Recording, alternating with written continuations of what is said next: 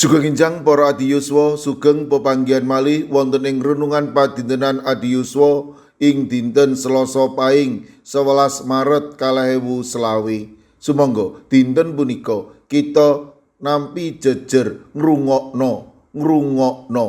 Para adiyuswa, tiyang Jawi wonten pitembungan kuping apa cantelan kangge tiyang ingkang boten mailu kalian pepemut ingkang baken didekataing pepemut lan pitembungan, nanging kados pundi pepemut katampi.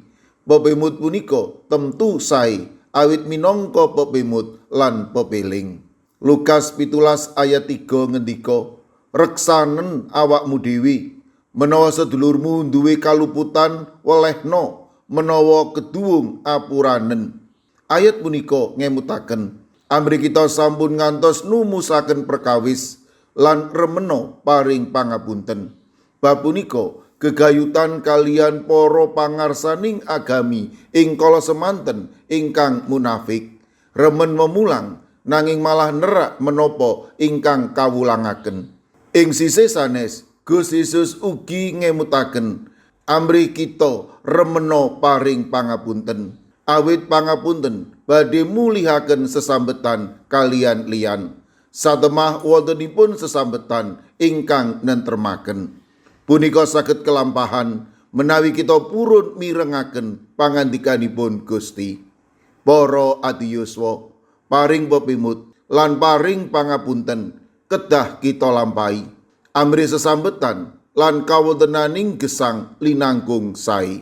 Nalika kita maringi pepimut kedah ngilu kalian gesang kita lan kedah pas kalian ingkang kaemutaken. Mekaten ugi nalika ngapunteni liyan, kita kedah purun tulus. Monggo sami nilingaken talingan kalian pepemut punika sampun ngantos kuping apa cantelan.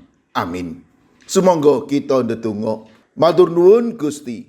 Dinten punika paduka paring pepemut dumateng kawula. Matemah kawulo tansah nilingaken talingan kawulo dateng paduka lan kawulo ugi remen paring pangapunten.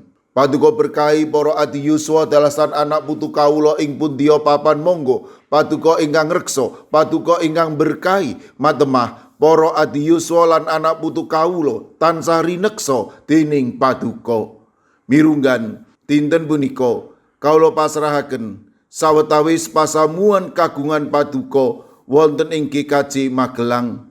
Kawula pasrahaken brayat saking Bapak Agus Rianto ing wilayah 8, Ibu Eva, Nanda lan Danti ingkang wedal sakmangke nembe nandhang sakit wonten ing RST.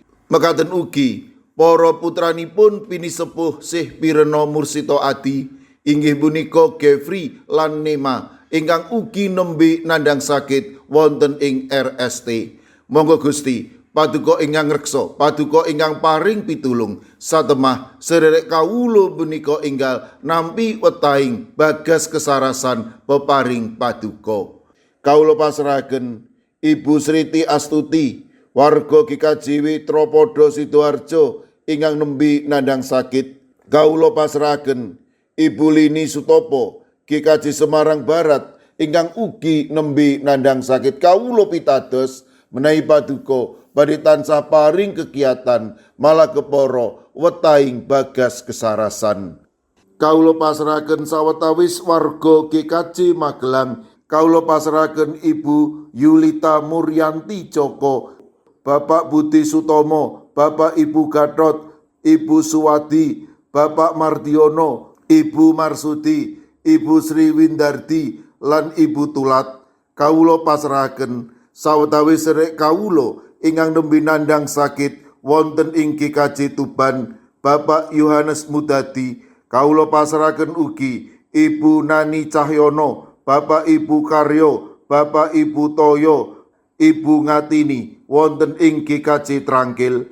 Kawula pasrahaken Ibu Sutitah wonten ing Prambanan. Kawula ugi masrahaken sedherek kawula ing GKJ Immanuel Solo, Ibu Tugiani Sunarto. Kawula pasrahaken Ibu Lasiem Blok 6 GKJ Gondang Winangun.